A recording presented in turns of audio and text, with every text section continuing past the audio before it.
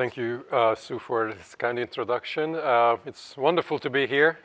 I actually collaborate with some of you, and I certainly have interacted with many of you.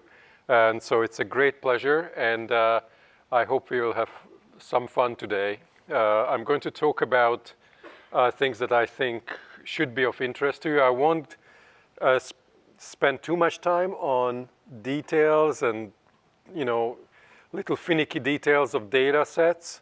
I'm going to be focusing more on the big concepts as we go along. So in particular, is there a pointer somewhere? Or should I just use it? Is that a pointer? Okay, use my cursor if. Well, anyway, so. Oh, okay. Thank you. So we are going to talk about circuit organization, function, dysfunction, and how we are thinking about connecting circuits to behavior using some, what I believe, very interesting techniques. So within each category, this is the actual topic I'm going to talk about regarding the circuit organization. I'm talking about the heterogeneous modules that we believe are fundamental in enabling parallel processing within the hippocampus. We are going to talk about, in terms of function, the temporal control and state transitions in GABAergic circuit operations. And then for dysfunction, I focus on the particular case of epilepsy and memory as one of the comorbidities, memory disturbances, and how we are trying to control these using closed loop on-demand technologies. And then finally about automated behavioral phenotyping in epilepsy. Again, hopefully with wider implications. So let's jump right in. So the hippocampus is, everybody who studied neurobiology knows that it takes essentially polymodal information, sensory information, and this information gets channeled through the perforant path, and is distributed to the CA networks as well as the dentate gyrus. And the general idea is that the hippocampal structure is such that although you have different inputs, let's say this would be just a broad sense, this would be visual, this would be olfactory, this would be auditory, or whatever it is, the hippocampus, let's take, for example, the CA1, just as an example, will work on that input with a function, a transformation from input to output that's fundamentally the same.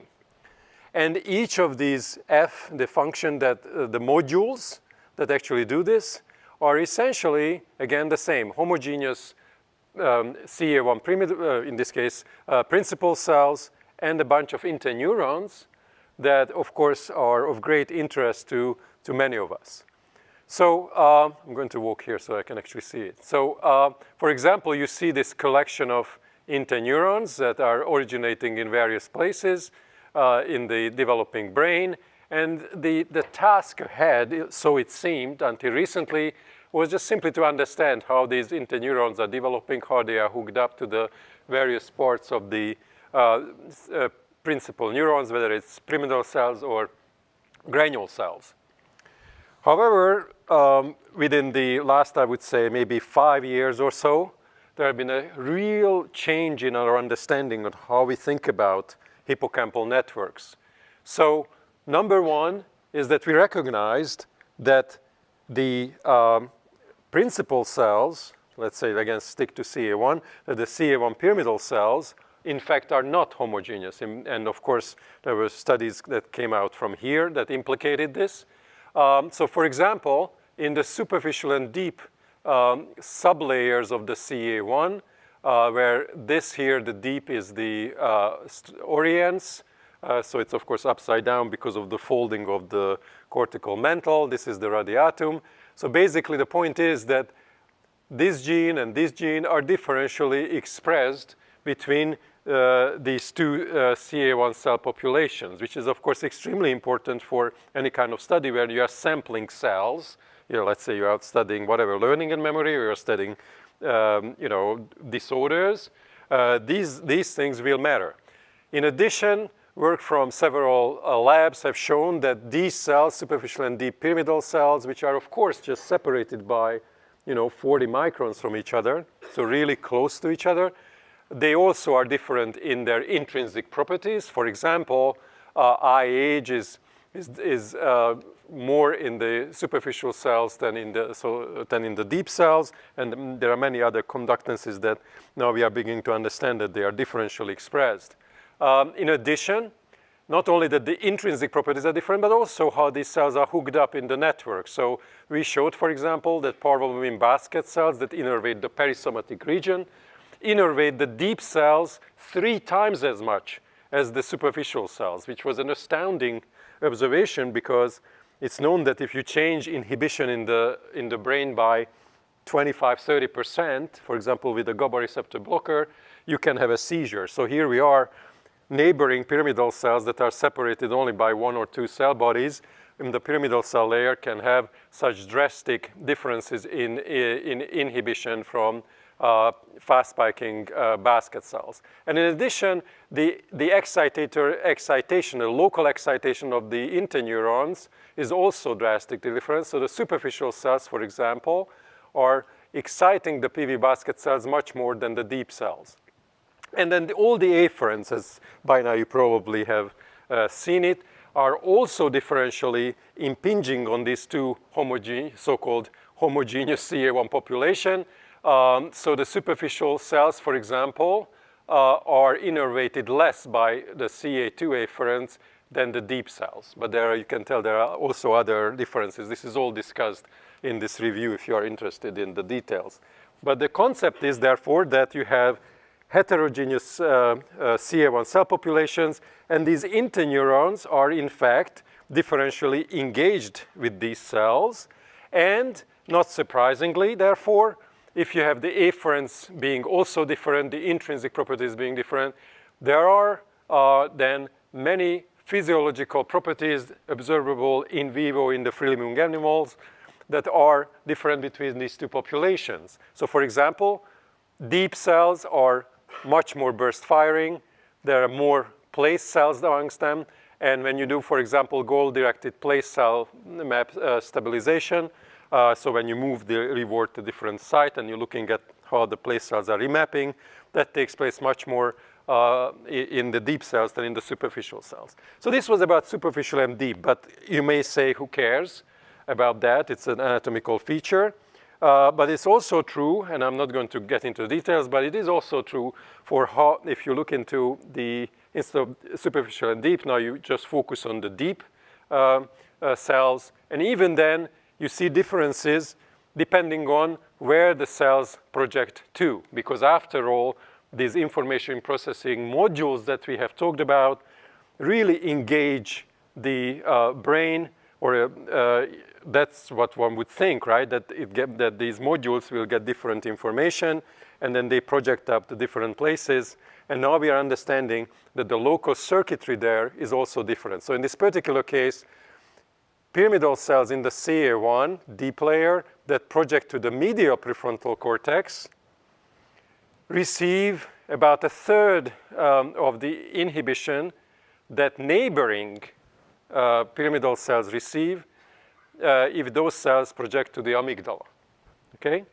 So in other words, again, the inhibitory cells are highly selective with respect to their principal cell targets. And just like we saw it with the superficial and deep distinction, again, the cells that receive relatively little inhibition are the ones that excite the PV basket cells compared to their other counterparts. So in other words, for example, one can imagine that when you have fear conditioning paradigm and the animal is starting to learn that, oh, I don't need to be afraid here, so it's extinction of, let's say, conditioned fear responses, and maybe the CA1 pyramidal cells will talk to the medial prefrontal cortex. Actually, it's not a maybe, we know that that happens. And when that happens, then essentially, because this is how the circuit is designed, automatically through the local collaterals here, they will excite the PV basket cells that will then heavily inhibit the output from the hippocampus to the amygdala. So this is a asymmetric between channel inhibition that we are talking about here. So therefore, instead of homogeneous modules that would be doing parallel processing, we are now recognizing that in fact the situation is much more like this. Well, there are heterogeneous modules. Each one of them is probably dealing with different informations and projecting to different places in the brain. And these transformations in the modules are mediated by different principal cell properties, and different interneurons are being engaged by in the different modules.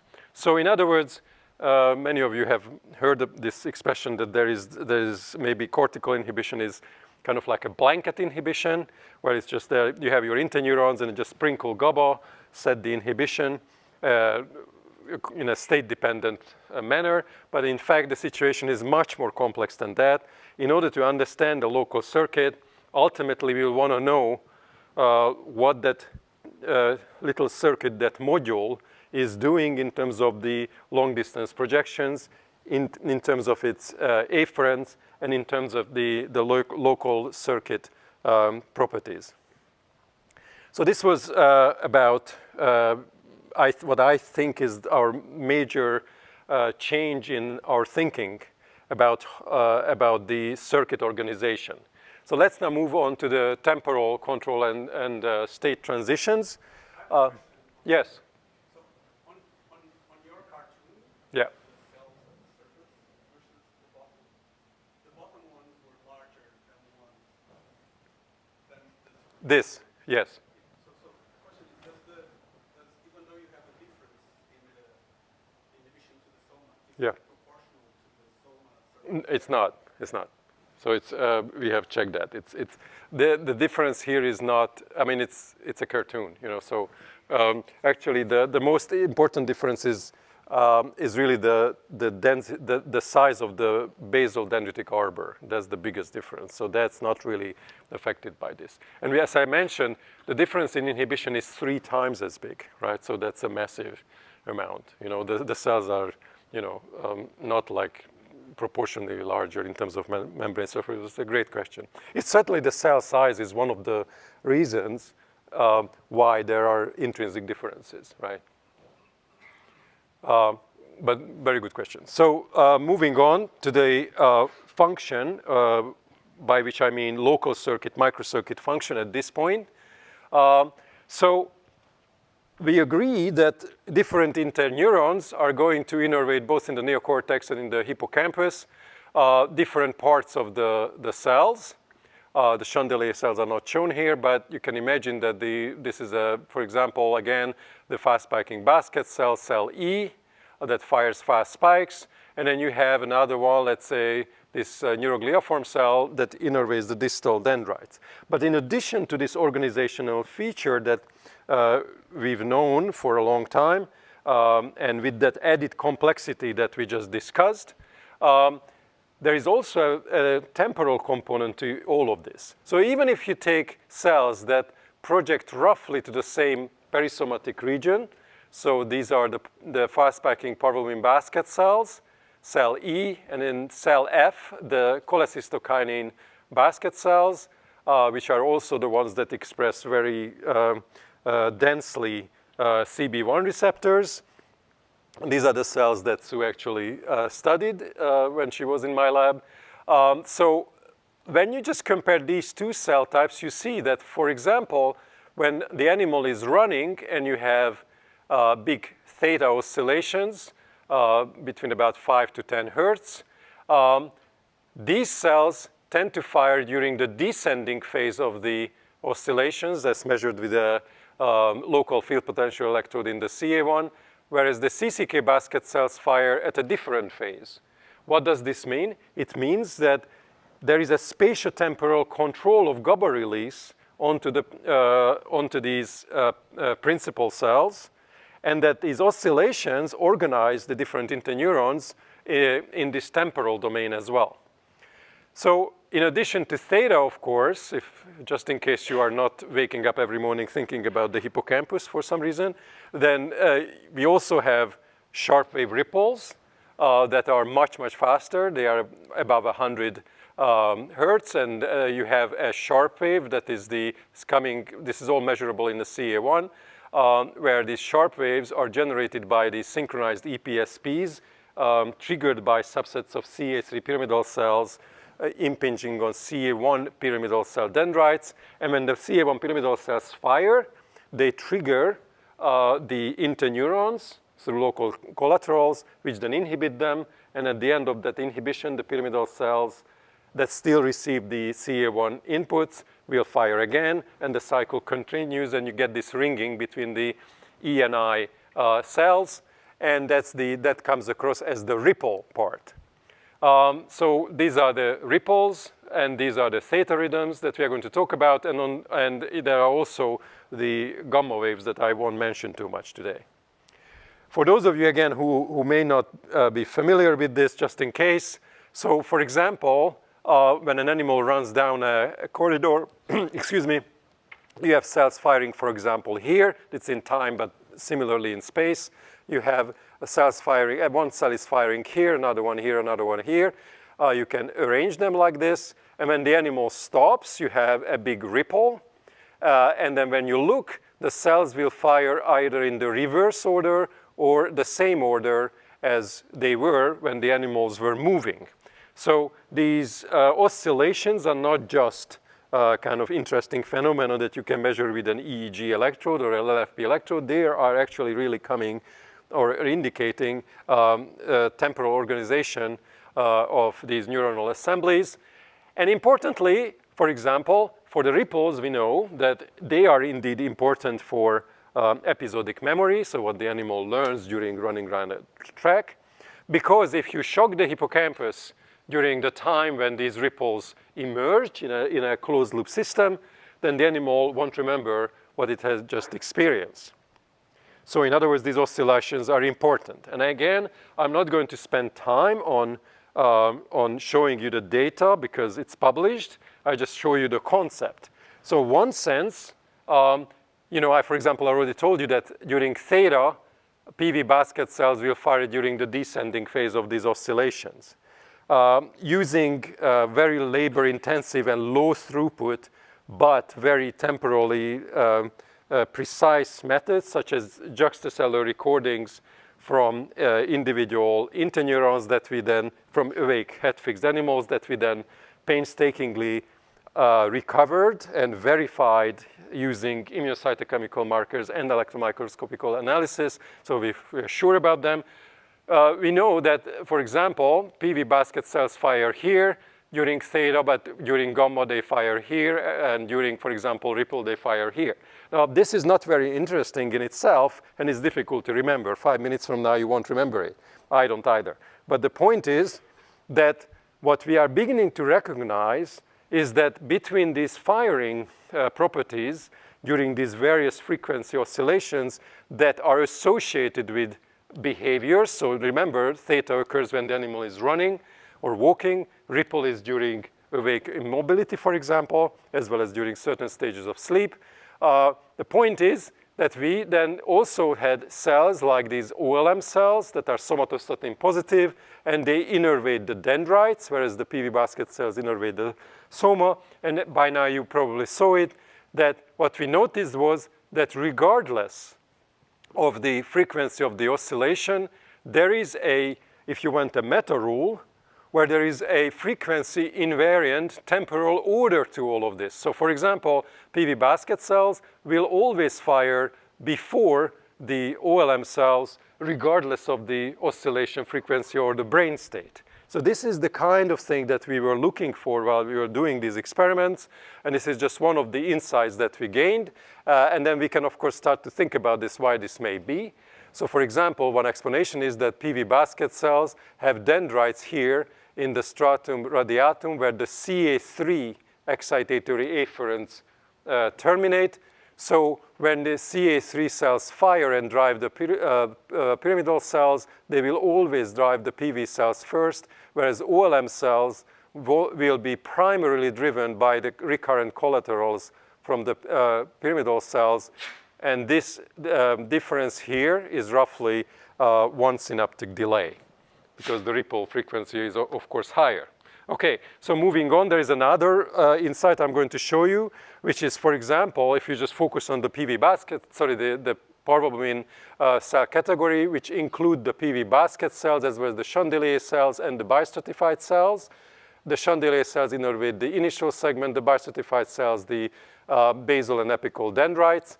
What we noticed was, and again, I'm just going to show you the conclusion, is that during a single theta cycle, the Chandelier cells fire first, followed by the basket cells, followed by the dendritically projecting bistratified cells. In other words, during every cycle of the theta rhythm when the animal is moving, principal cells receive inhibition that sweeps through the somatodendritic axis in this order, from the initial segment to the soma and then to the dendrites, right? So every cycle, every 200 milliseconds or so, principal cells receive this input from fast-spiking interneurons. So these are the kind of meta rules that we are beginning to understand and appreciate how this circuit is organized in space and in time.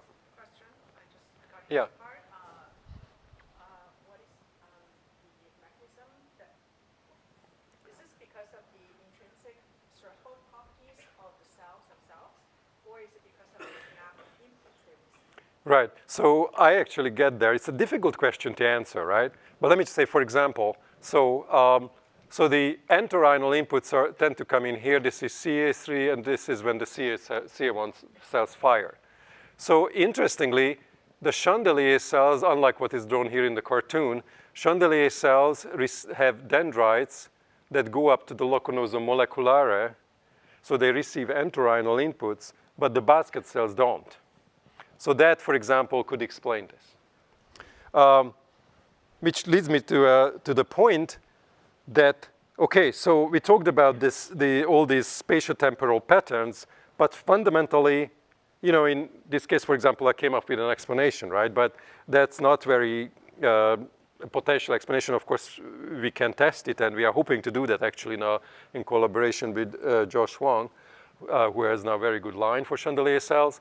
So, but the point here is that what we can do now, and I think it's really exciting time to do this kind of stuff, is that now we have enough data from single cell studies, from even slice work, and as well as the work that you have been doing.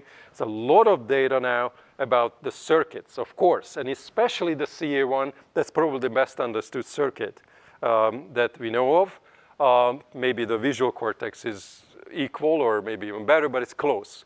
So anyway, so the possibility, therefore, is there that we can build really detailed models from the bottom up in the supercomputer, and while true mathematical modelers might not like this because it's not elegant, right? I'm a biologist, and I don't care about that. So when we build these models that are very detailed, they have the right number of cells, so 311,000 pyramidal cells, all with their dendritic glory, and they are hooked up in very specific way, just like in the real brain, as far as we know, to the various interneurons shown here, which are also represented and distributed as they are in the real brain. So for example, we have 5,530 PV basket cells with 59 million synapses. So this is all in this computer model. And each cell, for example, the PV basket cell shown here, will express their ion channels in an appropriate manner, and the ion channels are distributed along the dendrites in cases where we know how they are distributed. We put that in. And then the synaptic properties are also measured, some in my lab, some in others, using paired recordings. This is an immense data set, as you can imagine.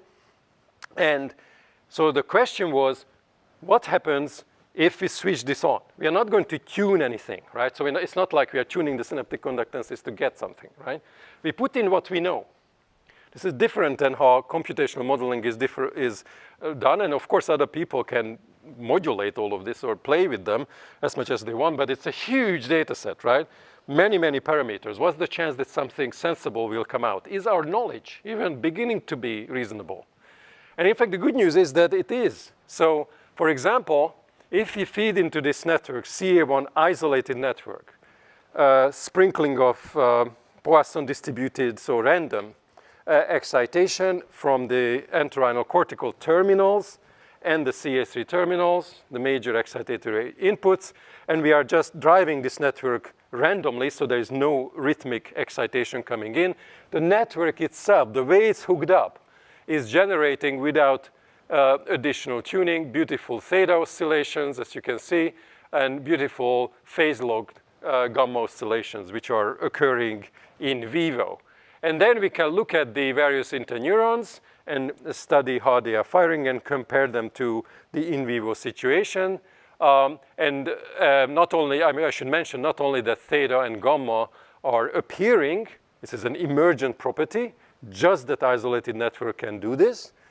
But if we, for example, drive the Schaefer coterals in a Gaussian manner in time, then what you get is that ringing that I talked about that generate the ripple. So the principal cells, CA1 principal cells, subsets of them will fire and drive the local basket cells, and you get this ringing. So you can get beautiful ripples as well. These oscillations, these two are very stable over time, and therefore, it's really exciting that we can do that. This is all, of course, done on supercomputers, and we are very thankful to the NSF for giving us supercomputing time very generously on several supercomputers. And I should just mention, without, again, spending too much time, that it is, to me, actually quite astonishing that all of this comes out, given how probably limited our knowledge is about this circuit still. And the fact that these oscillations emerge so well, to me, indicate that this is a very robust circuit design, right, that leads to the emergence of these properties. And we can even convince ourselves more that, in fact, this basic circuit design is correct. So, for example, when you look at theta power in the computer, control has this much. Now, if you take out parabolic basket cells, in the computer, you play optogenetics, you zero their output, theta collapses, and that's exactly what you see if you do this experiment in vivo. If you inhibit PV basket cells or PV cells in general, doesn't matter which one, by the way, you get theta collapses. And if you inhibit somatostatin cells, theta doesn't collapse, there is just a phase shift, which is exactly what we see as well. And I don't have time to tell you the others. We can also make predictions. For example, we predict neurogliaform cells would be also important. Nobody has done it yet. And but there's a lot of grants to be written based on this data set if anybody's interested.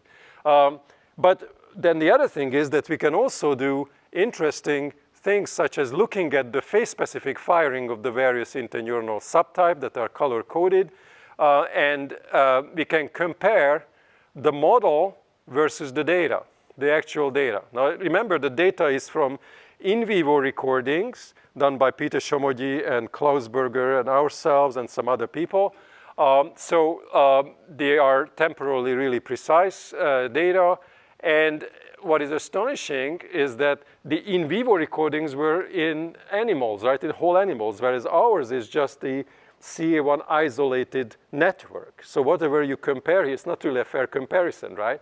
And even then, the model is performing superbly, so the difference between the predicted and the observed phase-specific firing, in this case during theta oscillations, is remarkably small. And in the cases where we do see a relatively large difference, like for example, the model predicted that PV basket cells will fire at the trough when the CA1 cells fire. Of course, because in this isolated network, the CA1 is the only one is going to drive them, right?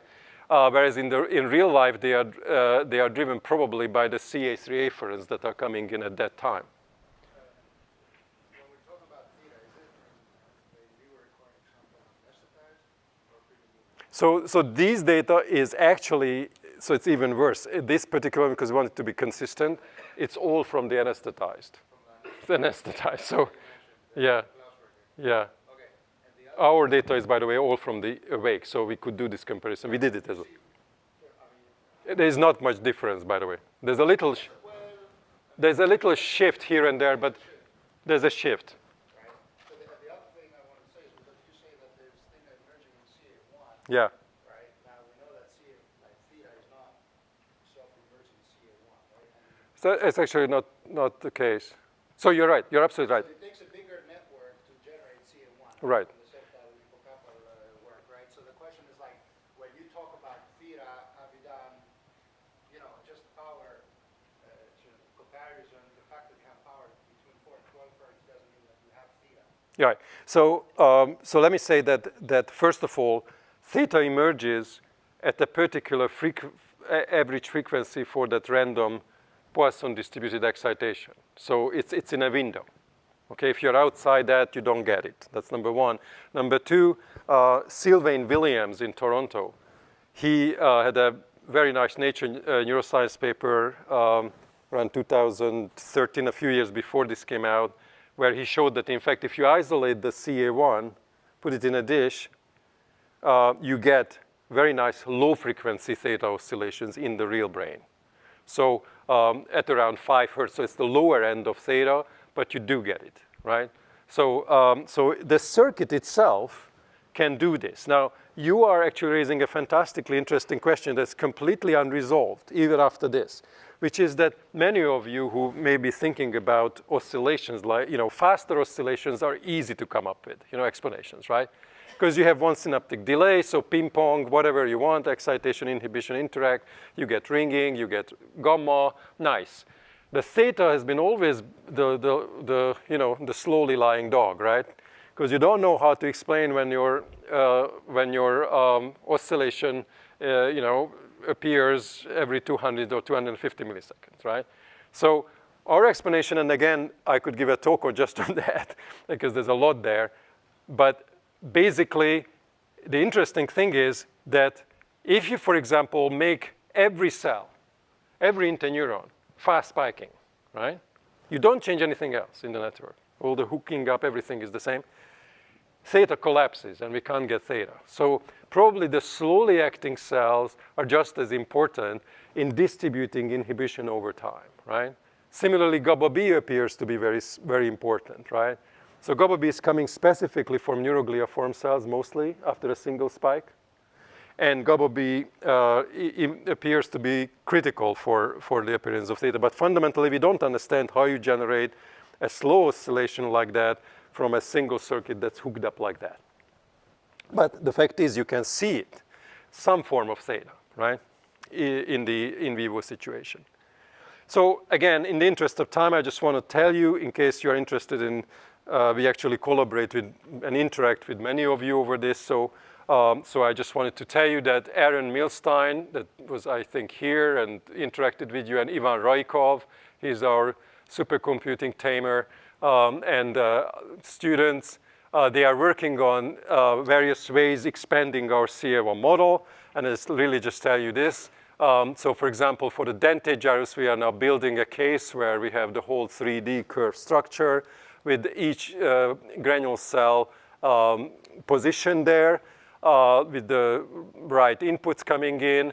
And unlike before, where we just cut out the CA1 and that was it, we were just looking at the emergent properties, now we feed in the grid cell inputs, which, as you may know, as you go from the dorsal to the ventral entorhinal cortex, the grid cell fields are becoming further and further apart, and we feed this in to this network. And furthermore, each granule cell is now a very nice model with some supralinear properties that some people measured. And then we can also introduce into the system, because now we have NMDA receptors, all of those things. Then we can introduce, for example, plasticity properties. So you may know the work of Jeff McGee, where he had a beautiful science paper where just a single dendritic spike, when the animal was here in one pyramidal cell, upon return, that pyramidal cell will have a place field right here where there was a single or a few dendritic spikes. So we are trying to model all of that now. So there is plasticity, there is realistic inputs, and we are studying now the real system, and this is very exciting. This is in progress. And again, if you don't want to know more about it, you can talk to Aaron and Raikov, they can tell you, but the idea is really to use various objectives like place field numbers and firing rates to do a multi-objective network optimization, right? So this is an unresolved problem in neuroscience, right? Even if you build a little single cell model, we all know who have done that, exceedingly hard. Even if you have some kind of fancy software, the reality is it's hard to do it. Now, it is an unresolved problem how you do that when you have hundreds of parameters, many cell types. So how do you find the right solution, right? So they are trying to come up with a multi-objective parameter where you have a genetic algorithm, and essentially the idea is that you it's not like you change something and then run it on the full network and then use up all the United States supercomputing time in a day, but you do it piecemeal. You just run it in a small circuit, so we call it microcircuit clamp. So you have a part of the network, and you just tune that with this as you are honing on the right parameter combination. And if it improved compared to where you were before, you put that back, you distribute it to the right network, and then you do another step, taking out a different subword, if you want, plug it in and go back and forth like that. That's the idea fundamentally. And of course, we are working hard with you as well on implementing all of these things using NWB format. So in the remaining time, I'd like to show you a few things. Maybe I'll just show you 2 data sets, and then if I have time, depending on when we want to stop, I could talk a little bit about the epilepsy, although that's published, or the behavioral phenotyping as well. But let me mention this, because I think this is interesting. So far, we've been working on or talking about what happens at a very fast time scale, right? Theta or ripples and things like that. How cells fire, why they fire then, and all that. But what about longer time scales? We really know nothing about that. So one of them is, for example, what happens when an animal runs, theta occurs, then an animal stops, and then ripple occurs, let's say 10, 15 seconds later. What happens in between? How do the interneurons switch from a theta state to some other state, in between state, and then the ripple state, right? So this gentleman here, Barna Dudok in my lab, is working on this, and it concerns these cholecystokinin cells that I just remembered the other day that I published the first paper on this, I think 33 years ago, on CCK cells. I'm kind of slow, so kind of focusing on them. They're very interesting cells. But anyway, the point is that they are basket cells, just like these guys, and they are very different in terms of how they are hooked up in the network. But fundamentally, we don't know much about them because there is no good genetic driver lines. And so for this study that Barna initiated, he said it must be possible. So he's been doing it the hard way, which is using an imperfect line, do your 2-photon imaging, mouse on a ball and a treadmill with cues. And then after he does his imaging, then he does iDisco on the tissue, right? And then does light sheet microscopy with immuno, right? So in that way, you can then you can say, oh, this cell is truly a CCK cell, whereas this cell, although let's say he's using a CCK Cree and a DLX flip line, right? And you think that, oh, the intersection must give me the real CCK cells. It doesn't, right? Only 7% of the cells that you actually see are truly pro-CCK expressing, which is probably the cardinal feature of these cells. Anyway, so using this, the point here is, really general point is what happens at longer timescales. And when he compares at the time when the cells start to, when the animal starts to run, what you see, and this is known, PV basket cells, the PV cells in general, start to increase their firing rate, as seen by the two-photon calcium imaging, where apparently there is even a decrease in the calcium signal in the CCK cells. But what is interesting is that when the animal then stops, and you align the cells on the stop signal, the CCK cells are the ones there that they are increasing their firing rate. So they are, at the same time, the PV cells drop, right? So in other words, when the animal stops, and the parvomin cells, for reasons that we can discuss, maybe the entorhinal input is not so much in, the CA3 input is not so much coming in, these cells are relinquishing control. It's not like all of a sudden inhibition drops through the floor. A different set of inhibitory cells are going to pick up the job, right? So Time zero here. time zero is when the animal stops. When does the sharp wave? Oh, so this is the sharp wave. Okay, so that's my second point. So during this time when animal stops, there are differing time when there is no sharp wave. The first sharp wave occurs, you can see like maybe 2 to 10 seconds after the animal stops, right? So our interest was what happens in this completely unexplored state, right? And the point is that in fact, this state lasts exactly between the animal, when the animal stops and when the first sharp wave occurs, and that's when the CCK cells are firing the most, right? So this is a very interesting thing to me, right? Because this is the first time I actually wrap my mind around what these CCK cells are doing. Because one could argue that this weird organization of this system, right, where these CCK cells receive relatively little excitatory inputs, right, in general. And they have all kinds of, like, for example, they fire adapting action potentials, and they have lots of neuromodulators and all that. Maybe what happens is that this is really done for this state, right, that we haven't yet studied, when we don't really understand, right? This is when they are supposed to shine, right? And in fact, in real life, as you know, it occurs much more. Like an animal is not going to just run like I try to do every evening, right? Like, you know, but it's going to like go a little bit, then stop, go a little bit, then stop, right? That's how rodents actually explore.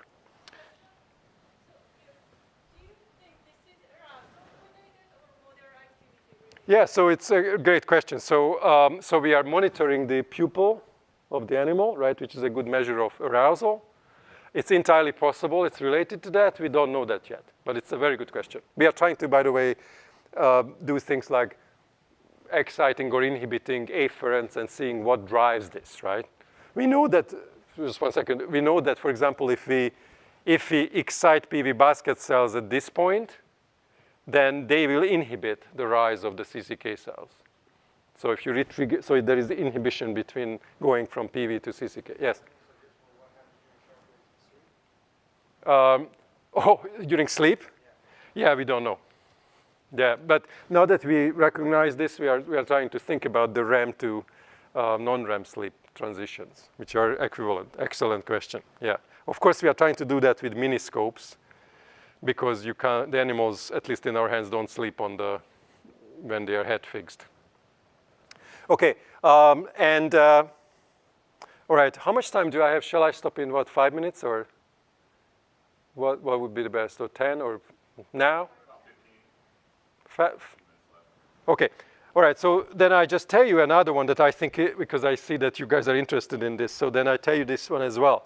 So another one about how we think about it. Again, this is unpublished. This part is unpublished, so is the previous one. So I'm really happy that you guys are engaged in this story. So this one is asking the question, what happens, are there inhibitory cells, however rare, that are, for example, completely silent during one state and only fire during the other state, right? So for example, we've known, in the 80s when I grew up, I read these papers that talked about like, oh, theta off cells. And I was like, okay.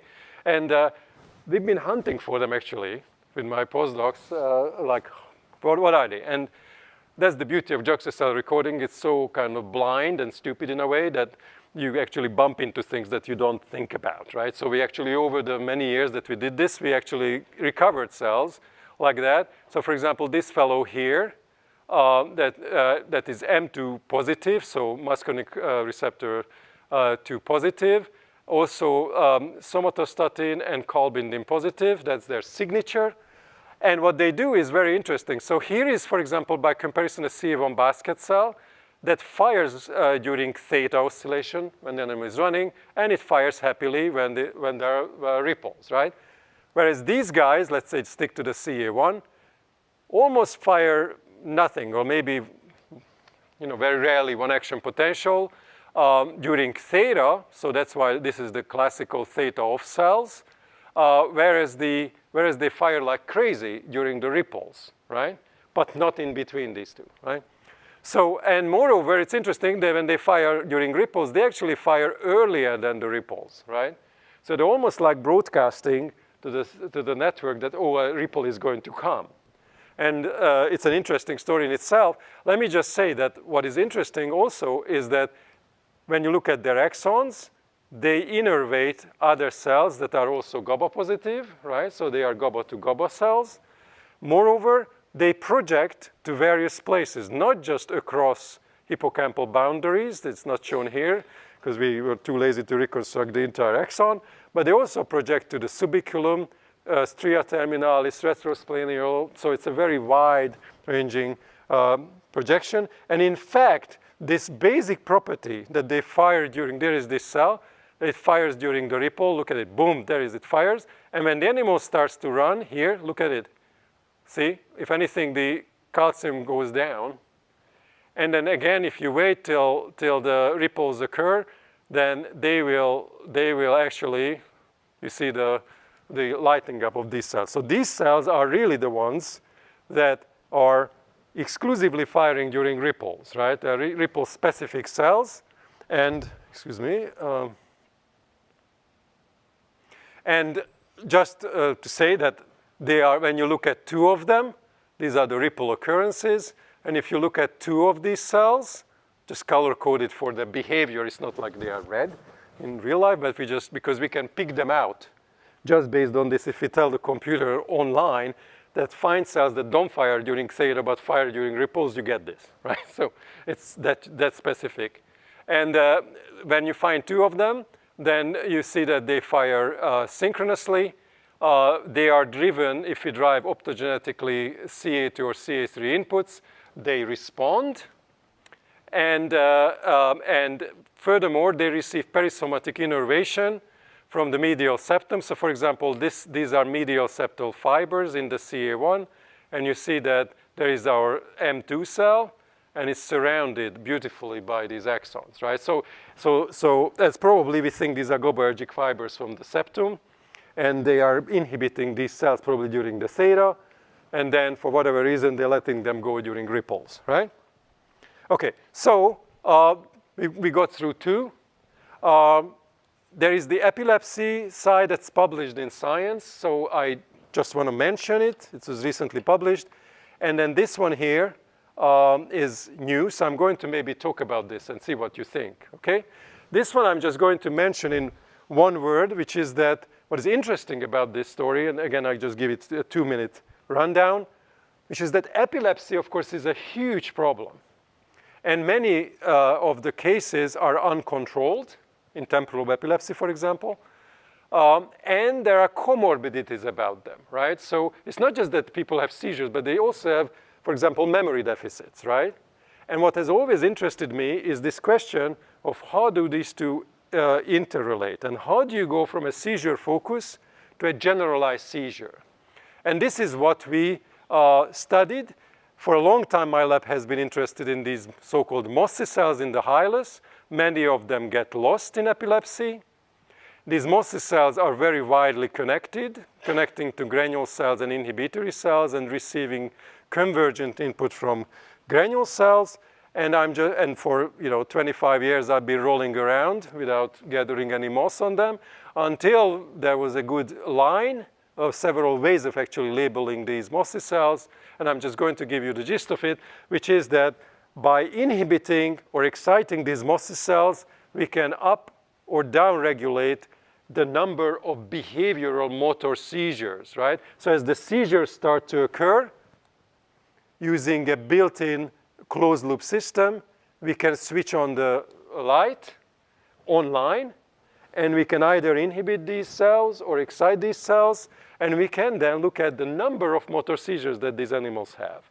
And it's pretty amazing, right, that we can actually, by manipulating cells in the hippocampus, of course, that's where this is temporal epilepsy, but still, the fact that in the dentate gyrus there are these cells that project so widely, innervating 30,000 plus granule cells and inhibitory cells, that they actually have this effect on the network. This is very exciting. This is the first time anybody has shown that you can manipulate motor seizures. These are clinical seizures in mice. About the memory deficits, I just want to tell you this as well.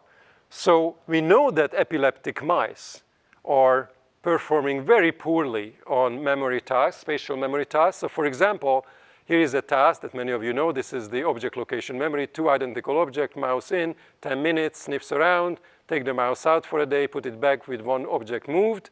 Normal mice will sniff around this object.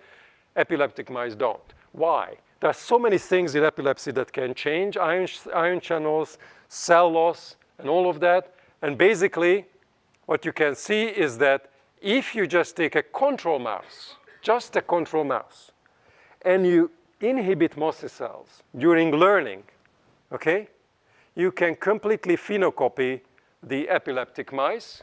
And if you do that during recall in a control mouse, so you inhibit Mossy cells during recall, there is no memory deficit. In other words, Mossy cells, the surviving Mossy cells in an epileptic animals, can play clearly a huge role in generalization of seizures.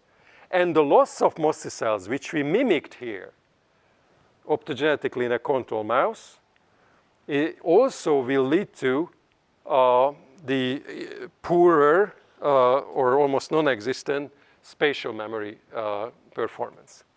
So that was just a rundown of this. And then in the last, let's say, 3 minutes, I'll tell you this story that I think is, or it's a developing, again, unpublished story. So basically, like in that previous task that I showed you, object location memory task, we use it.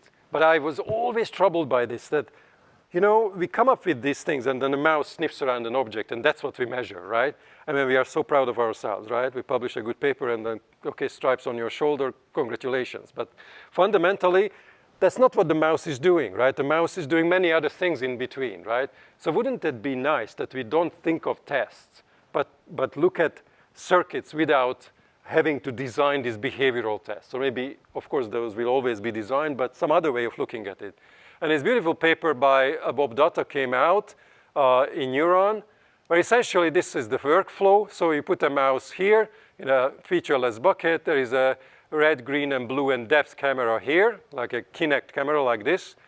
And then you basically then subtract the mouse, align the mouse from head to tail, each frame, and then you basically ask the machine learning algorithm to chunk this and to say, when is it that there is a change in the mouse's behavior, right? And what comes out is that there are these syllables, like for example, the mouse is walking, it's posing, it's low rearing, right?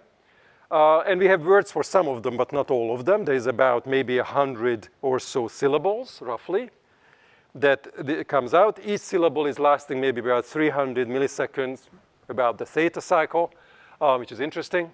But the beauty of this is that this is objective. This is what the mouse is doing. You're not asking the mouse to perform something. This is just objectively looking at the spontaneous, ongoing behavior of the mouse, which is very nice for me because I was always uncomfortable about those kind of studies. And of course, close to my heart is epilepsy research, so I just applied it. We are just applying this and developing new versions of this technology in collaboration with Bob Datta.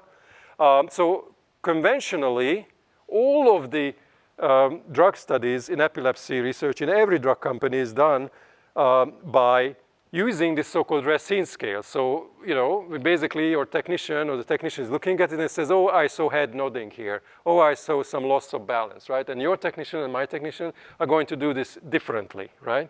So no wonder there's huge confusion. So the question is, could we actually use this technology and tell, for example, at the first instance, animals that have epilepsy but don't show epilepsy at that moment when we look, seemingly normal. You can't tell them.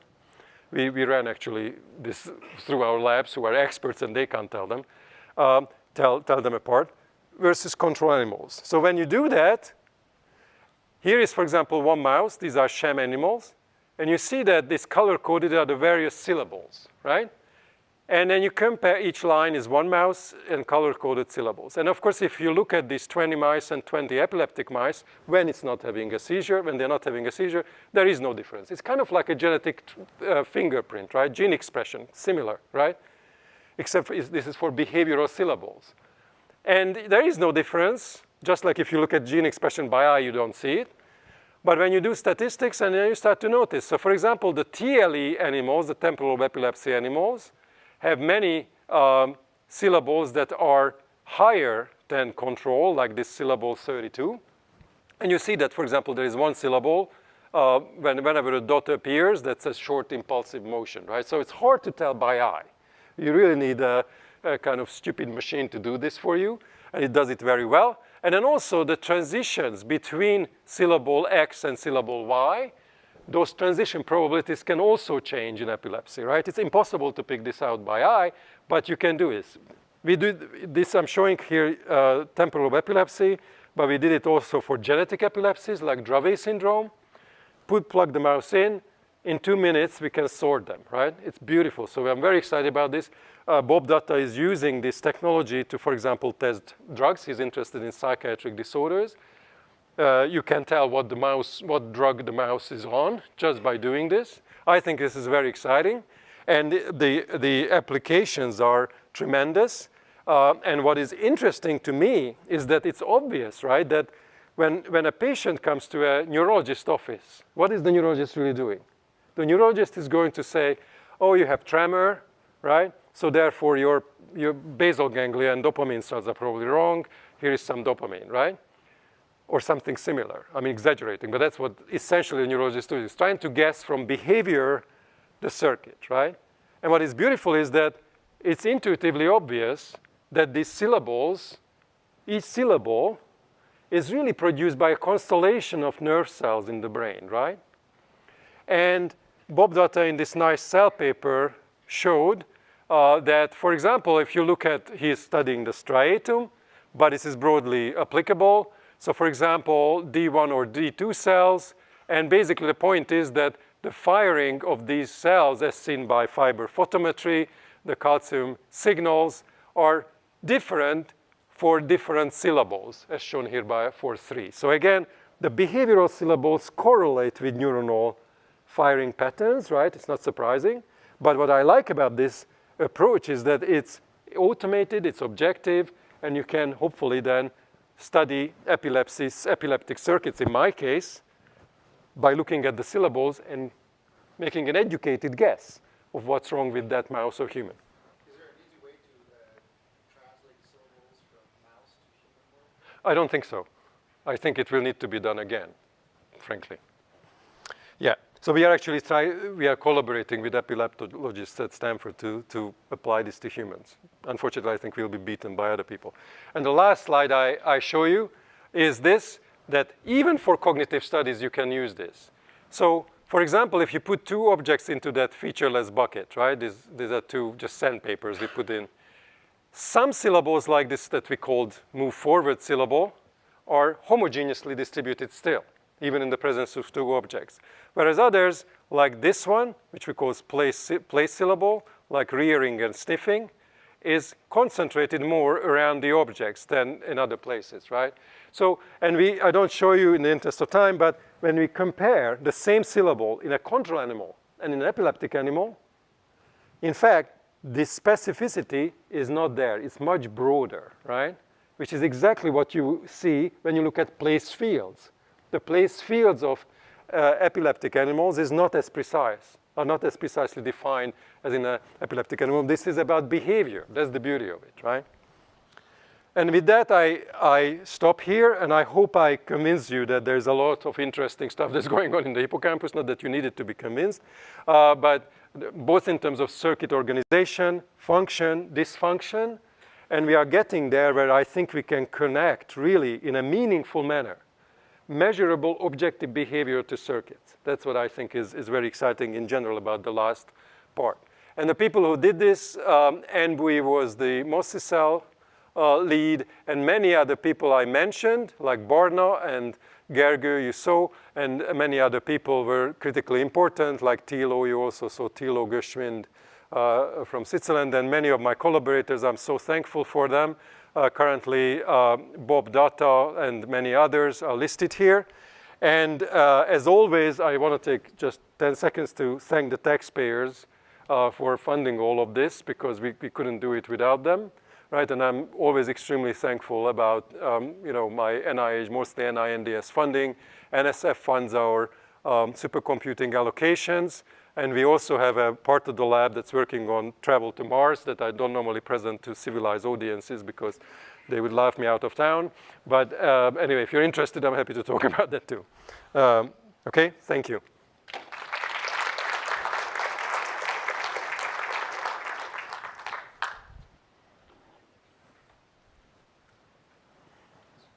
Question about the behavior phenotyping. I really like it. It's really, really important. I was wondering, for now, are you just having a top-down camera? Do you have like 3D observation? Do you have more detailed observation, like a whisker movement, eye track, that kind of thing? Do you have additional modalities? Yes, absolutely. Great question. So I didn't want to spend too much time on that, but yes. So we have, basically, we can have these depth cameras. We actually have 4 of them. And what we just finished this literally 2 weeks ago. Well, we can now merge so from these different camera angles, we can merge it into one mouse, right? That is always, you can see the mouse on the screen with increasing resolution. So the advantage of this is that, of course, when you look at it from above, even though it's 3D, but really it's just like 2 cameras like this, you don't see, for example, the paw, you don't see clonus in my case, it's epilepsies, you don't see chewing movements.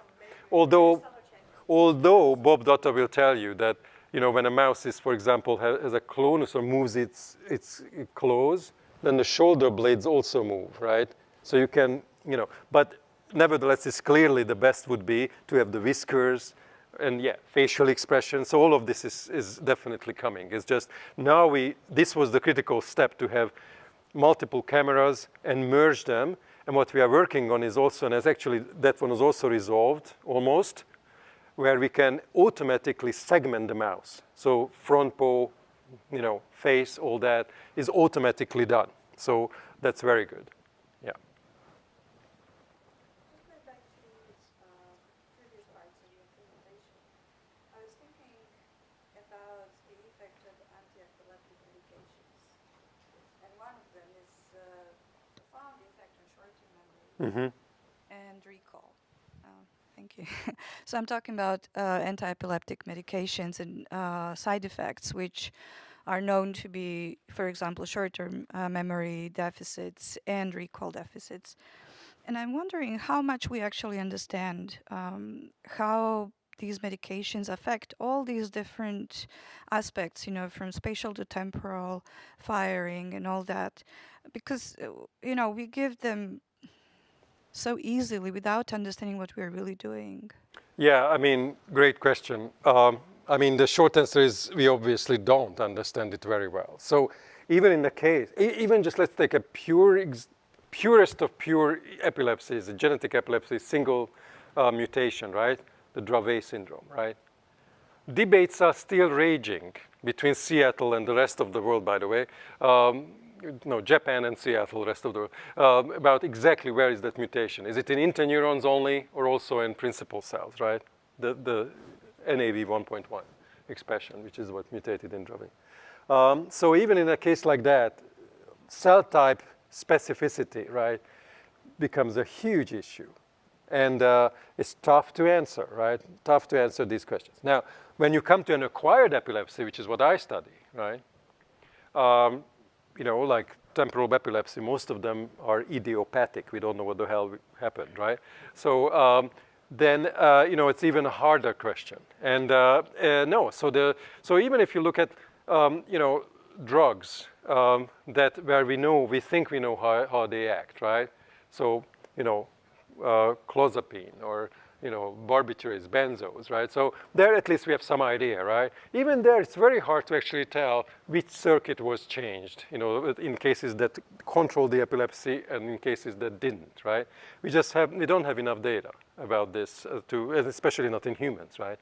And people haven't really studied them with these modern techniques that now we have at our disposal, right? I think that's what really is. Absolutely, and it can be done now. Yes, so I agree with you. So, and it's very interesting. So you take new generation anti-epileptic drugs, right? So, like the one that's produced by UCB Pharma, right? Levetiracetam, right? That is unlike all the other anti-epileptics. That these drugs are acting on synaptic vesicle SV2, right? Very effective, right? But if you really dig into it, we still don't understand how it actually acts, right? So because for example, people didn't study. I mean, I went to UCB Pharma just as an example, and I was shocked to see that they don't actually study how their number one selling drug is working. It's astonishing to me. But that's not how pharma works, right? Pharma is like basically, they're going to modulate that, parent drug, and just put groups on it and then see which one works, right? It's faster if you want to sell drugs, but not so satisfying for understanding epilepsy and its control. Okay, thank you.